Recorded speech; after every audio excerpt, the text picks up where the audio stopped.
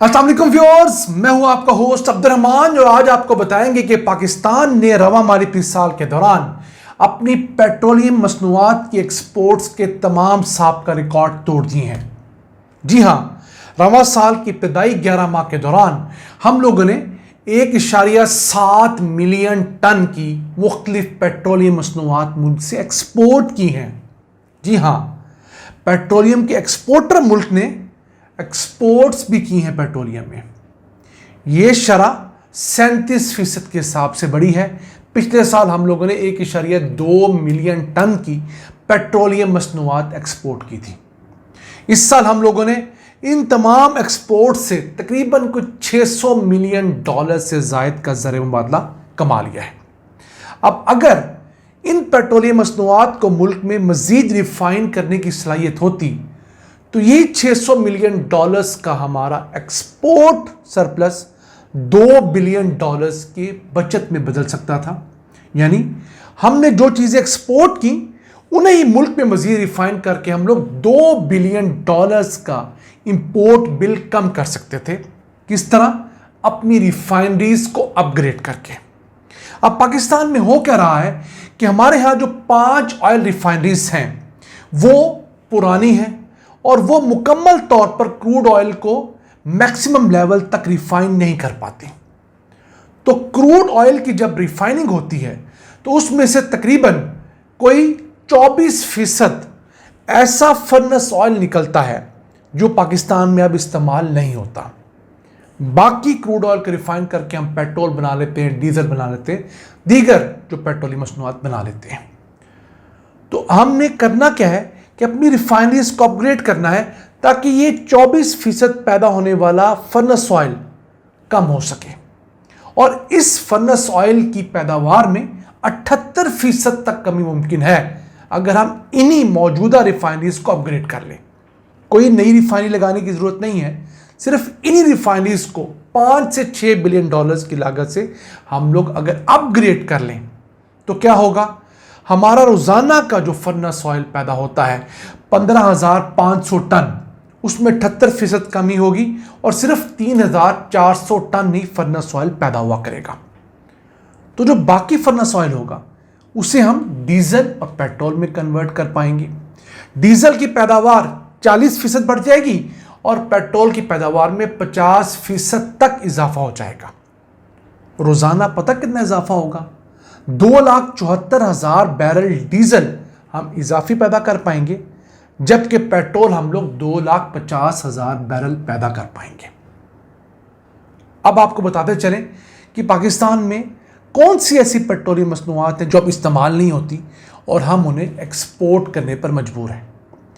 सबसे पहले सबसे ज़्यादा फर्नेस ऑयल है जो हम लोगों ने इन्हीं 11 माह के अंदर यानी जुलाई से लेकर मई 2025 तक 13,70,000 टन एक्सपोर्ट किया है। पिछले साल की निस्बत इस साल हम लोगों ने 63% ज्यादा फर्नेस ऑयल एक्सपोर्ट किया है। अब फर्नेस ऑयल जो है वो टनों में मापा जाता है। आपको एक रफ सा एस्टिमेट दें कि ये 13,70,000 टन अगर बैरल्स में कन्वर्ट करें तो पता कितने बैरल्स बनते हैं? कुछ 3 करोड़ बैरल से जायद बनते हैं। इतनी बड़ी मिकदार है हमारे यहाँ जो हम लोग फर्नेस ऑयल पैदा करते हैं। आज से 10 साल पहले तक पाकिस्तान में पैदा होने वाली टोटल बिजली से 35% बिजली हम लोग फर्नेस ऑयल से पैदा करते थे। मुल्क की फर्नेस ऑयल की पैदावार 25 लाख टन थी, मुल्क की ज़रूरत 92 लाख टन थी और जो बाकी फर्नेस ऑयल था हम महंगे दामों इंपोर्ट किया करते थे। फिर क्या हुआ? सीपेक आने के बाद हम लोगों ने बड़ी मिकदार के अंदर मुल्क में इंपोर्टेड कोयले पे, लोकल कोयले पे, ये इंपोर्टेड गैस यानी LNG पे चलने वाले पावर प्लांट लगा लिए। तो फर्नेस ऑयल हमारे सिस्टम में काबिल इस्तेमाल नहीं रहा। अब पिछले साल हम लोगों ने अपनी टोटल बिजली का सिर्फ 1.5% फर्नेस ऑयल से पैदा की है, वो भी मजबूरी में। किसी इलाके के अंदर अगर कोई दीगर तमाम पावर प्लांट्स ख़राब हो गए या कोई फ्लक्चुएशन आई तो हम लोगों ने ये पावर प्लांट इस्तेमाल किए। वैसे भी हुकूमत ने अब ये ऐलान किया है कि जो सरकार के फर्नेस ऑयल पर चलने वाले पावर प्लांट्स हैं वो अब मुकम्मल तौर पर बंद कर दिए गए और अब उन्हें बेचने का भी प्रोसेस शुरू कर दिया गया है। इस वक्त फर्नेस ऑयल से पैदा होने वाला बिजली का एक यूनिट कोई 50 से 70 रुपए का पड़ता है। इस वजह से फर्नेस ऑयल हम लोगों ने बिल्कुल सिस्टम से निकाल दिया है। लेकिन जो हम 25 लाख टन फर्नेस ऑयल अब भी पैदा कर रहे हैं वो हमारी रिफाइनरीज के लिए दर्द-ए-सर है। उसे ले जाना कहाँ है? तब उस 25 में से तकरीबन 15 लाख टन हम लोग इस साल एक्सपोर्ट कर पाएंगे। लेकिन अगर इसी हम इस्तेमाल कर लें तो इसी फर्नेस ऑयल को मजीद बेहतर अपग्रेडेड रिफाइनरी के अंदर नई टेक्नोलॉजी के साथ मजीद पेट्रोल, डीजल और दीगर पेट्रोलियम प्रोडक्ट्स के अंदर कन्वर्ट किया जा सकता है, जैसा पूरी दुनिया में किया जा रहा है।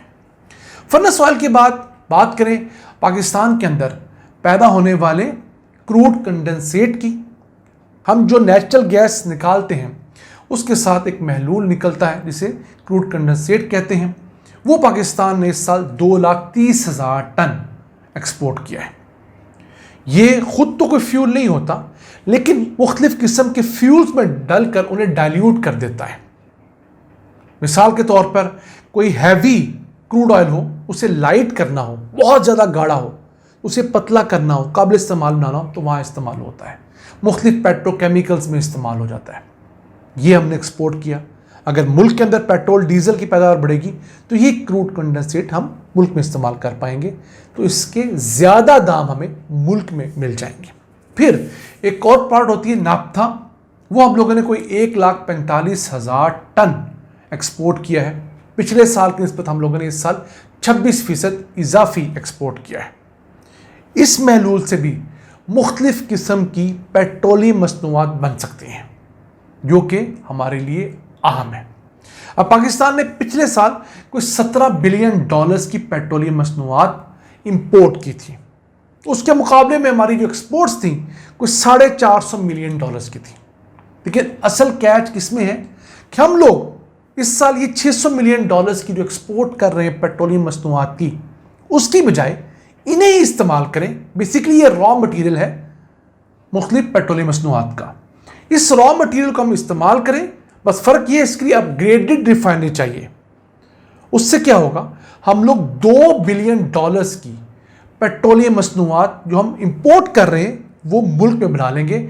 हमारा $17 बिलियन का बिल कम होकर $15 बिलियन हो सकता है। तो देखिए कितना अहम काम है जो इस मुल्क में किया जा सकता है। लेकिन बदकिस्मती से गुज़िश्ता 10-12 साल से हम यही सुनते आए हैं कि हमारी रिफाइनरीज अपग्रेड होने लगी हैं, होना शुरू हो गई हैं, फ़लाँ एग्रीमेंट साइन हो गया है, फ़लाँ मसला हो गया है। लेकिन हमारी हुकूमतें इस काम के पीछे नहीं पड़ रही। उन्हें इस काम के पीछे ऐसे ही पड़ना चाहिए जिस तरह अपने इक़्तिदार को बचाने के लिए पड़ती हैं। तब जाकर ये बिलियंस ऑफ डॉलर्स का फ़ायदा हमारी कौम बर्दाश्त करेगी, सहेगी, और मुल्क के अंदर हज़ारों नई जॉब्स क्रिएट होंगी जब ये रिफाइनरीज अपग्रेड होंगी। आज ये था आज का एपिसोड। हम उम्मीद है हम लोगों ने आपके साथ एक नया टॉपिक शेयर किया होगा। अपने मेज़बान अब्दुल रहमान को इजाज़त दीजिए। अल्लाह ने के बाद।